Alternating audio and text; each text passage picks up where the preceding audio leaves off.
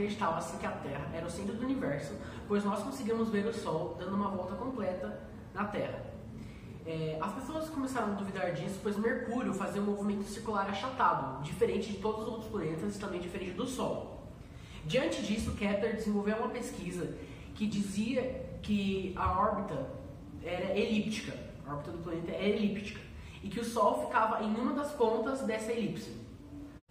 Bom, hoje eu vou falar sobre a segunda lei de Kepler. Bom, essa lei se chama a lei das áreas, que seria a lei da área dos planetas entre algum planeta e o Sol. Com isso, vai formar uma área entre esses dois intervalos, tendo a área 1 e a área 2. A área 1 seria a área maior e a área 2 seria a menor. No caso, o intervalo de tempo que esses planetas percorrem entre essas áreas são os mesmos nos dois casos, no primeiro e no segundo. Com isso, na primeira área, o planeta tem que percorrer uma área maior em menos tempo. No caso, no segundo, ele tem que percorrer uma área menor em menos tempo também. Só que no caso, como a primeira área é maior, a velocidade dele sempre é maior.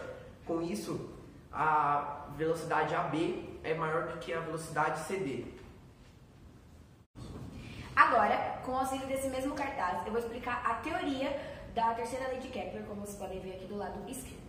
Bom, essa lei, ela explica que se a gente pegar o período da translação de qualquer planeta ao quadrado dividido pelo raio médio da sua órbita, vai dar uma constante. Como assim uma constante? Para todos os planetas que você pegar dessa mesma órbita, vai dar uma constante. Se você pegar planetas de uma outra órbita, vai mudar o valor, mas dentro da órbita vai continuar sendo uma constante. Bom, como vocês podem ver aqui, essa aqui é o período de translação ao quadrado, dividido pelo raio da órbita ao cubo. O T corresponde ao período de translação, que é a mesma coisa que o tempo que dá a volta no Sol. E o R é o raio médio. Para calcular o raio médio, a gente pega a distância mínima do Sol com a distância máxima. Aqui, ó, distância mínima, distância máxima. E a gente divide tudo isso, soma e divide por 2. E observação, essa distância se refere à distância do Sol. Então, você põe o Sol em um ponto das elipses e vai fazer esse valor mais esse dividido por 2.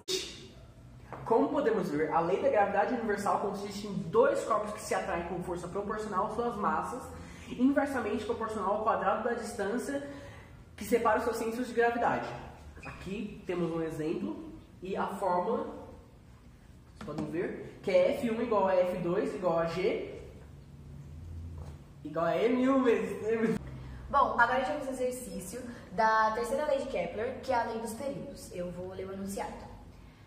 Em um dos sistemas planetários da constelação Oberon da galáxia NGC 5632/4R, descreve-se uma trajetória circular de um raio RA em um tempo TA, enquanto o planeta B descreve uma trajetória de um raio RB que equivale a 4RA e um tempo B.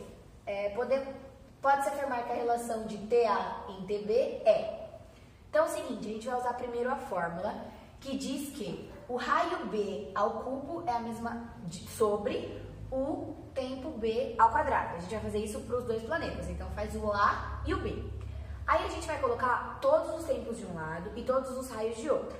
Então o tempo vai ficar tudo aqui, TA sobre TB ao quadrado igual RA sobre RB ao cubo. Só que a gente sabe, ele deu aqui pra gente, que o RB ele equivale a 4RA. Então a gente vai fazer só manter em cima e arruma aqui, ó, 4RA. Agora a gente corta o RA porque é igual e a gente fica com 1/4 ao cubo, que é o equivalente a 1 sobre 64. Só que o tempo, ele tá sobre o expoente 2, ele tá ao quadrado. Então a gente vai passar ele pro lado de cá como raiz. Tirando a raiz de 1 sobre 64, a gente tem 1 sobre 8. E aí a gente descobriu qual foi a relação e aí acabou o exercício. Bom, vamos resolver os exercícios da lei da gravitação. Júpiter encontra-se a uma distância 5 vezes maior do que a da Terra e tem massa 300 vezes maior do que a massa da Terra. Se Fj é a intensidade da força gravitacional que o Sol exerce sobre Júpiter e FTA exercida sobre a Terra, a razão FJ sobre FT será. E aí a gente vai pegar a fórmula FG igual G vezes M maior vezes o M menor dividido pelo raio ao quadrado. O FJ, a gente vai pegar que é a força no caso do Júpiter, que a gente quer descobrir. A gente vai pegar o G vezes o M vezes a massa do Sol e a massa da Terra, que é 300 vezes maior, no caso que a gente vai colocar aqui, 300 vezes, dividido pelo raio ao quadrado, que seria a distância aqui, que no caso é 5 vezes maior. Com isso, o FJ, a gente vai ficar com 300 dividido por 25, que vai ser o 5 ao quadrado. E após isso, a gente vai fazer a conta e vai descobrir que o FJ tem uma força da Terra de 12.